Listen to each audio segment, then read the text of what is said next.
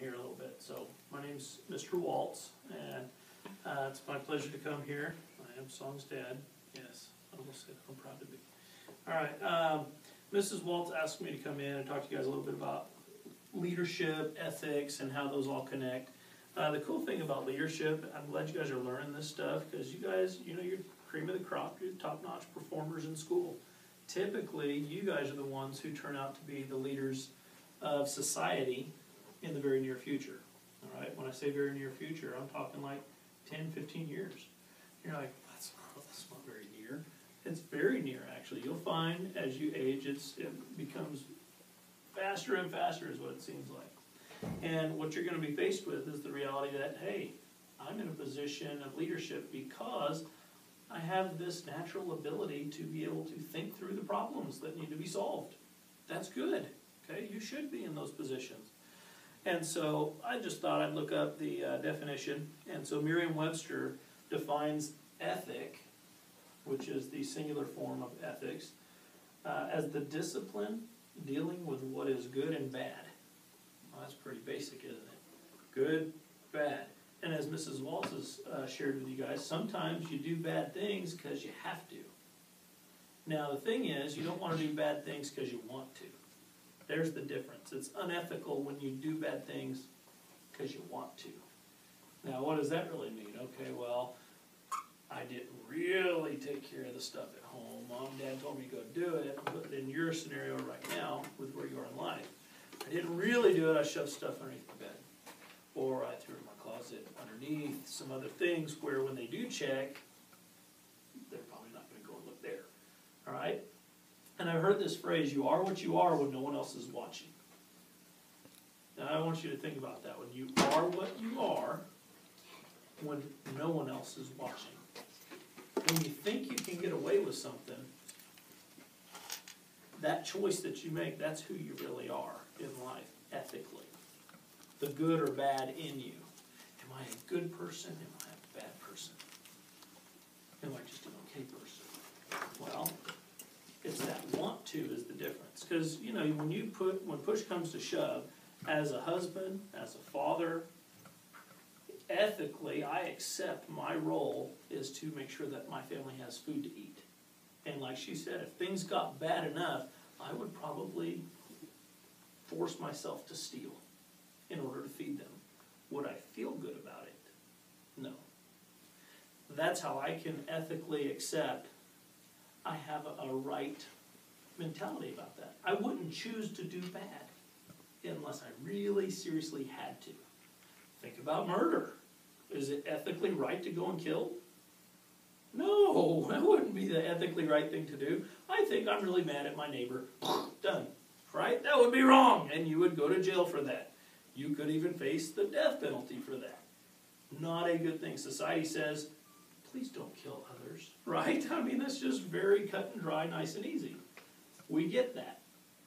But what about wars? We just ended the Iraq War. Some of you followed that, didn't you, in the news? Okay? Iraq War's over. We've been over there for 8 years. What have we been doing? U.S. citizens have been taking weapons and shooting other people. That has been happening. It's true. You know, is that okay? Our government said, go for it. Is it ethically right to do that? Well, you could argue one way or the other, couldn't you? Now, we've justified that by saying there was a tyrant over there and really bad people, and they were going to threaten our country unless we went over there and dealt with them.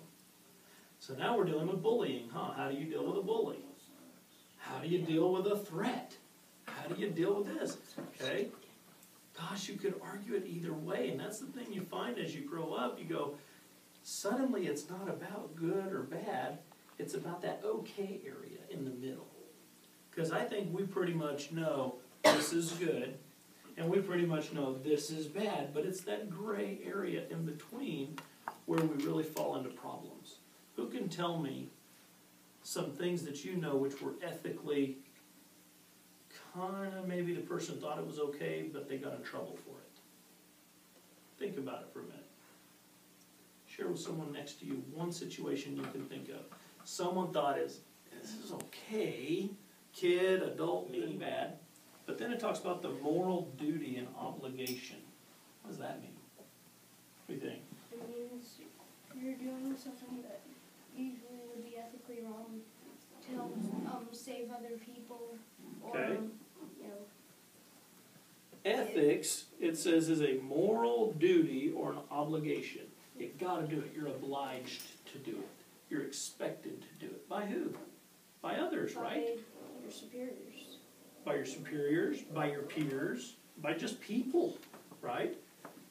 Another thing it says, a set of moral principles. What does that mean?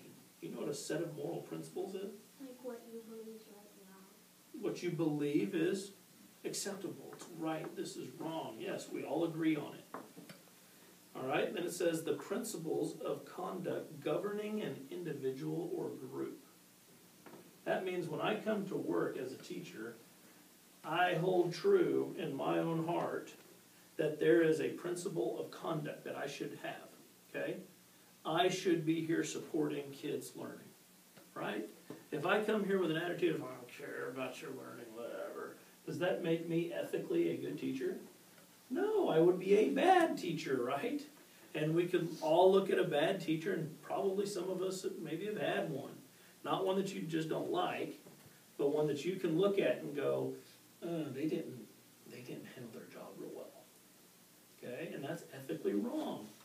And so these are things that we all understand, but putting it under this framework of ethics is really important to understand at a deeper level. A consciousness of moral importance. All right? It's morally important not to destroy other people's property. Would you agree with that? That's an ethic. We have ethics. Don't destroy your neighbor's house. That's not okay.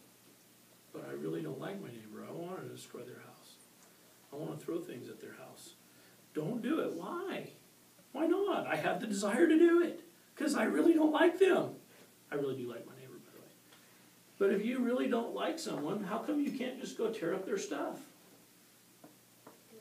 What do you think? It's ethically wrong. Why wouldn't you do it? You can get consequences. Consequences, sure. Our government says these are our ethics as a people, and we call them laws, right? These are our ethic values, our laws. And if you break that law, you're going to be in trouble, right? And so that's a reason not to do it. No, I don't want to do it because I'm afraid of the consequence. But another reason not to do it is it's just wrong, right? I wanted to share with you guys a couple of examples in my life because Mrs. Waltz asked me to. Obviously, I'm a guy. I'm a married guy. I'm an adult guy, so you would call me a man. And in manhood, whether you're married, unmarried, doesn't really matter. As a man, there are some things that are ethically expected of you. What are some of the things? Gentlemen, what do you think? What are some expectations our society has on men? Think about your dad. Think about your uncle. Think about men you know who are grown men. What is ethically expected of them? Yeah. To bathe themselves. To what? To bathe themselves. Please bathe yourself. Okay? That's a value we have. We value smelling okay. Right? And if you show up at work and you have not bathed in a week, everyone's going to, and they're going to avoid you. Why? Because of a natural repulsion to the odor. But two, they're going to really be frustrated with you because it's ethically expected you're going to be clean, right? And I might have sprayed right there, sorry. All right, what about you, young man here? Think about the men that you know in life. What are some expectations society has on them ethically? Well, to basically be polite and don't be like a rude person who doesn't care about anything. Yeah, so common expectations for attitude and interaction, right? You're not going to be a jerk. And if you're a jerk in this world, guess what? People go, and they don't like that, do they? Do you like it when someone's being jerky? No, you don't like it. And so that's an ethical expectation we have on others. Man, that is not okay. They're being very rude. How about you?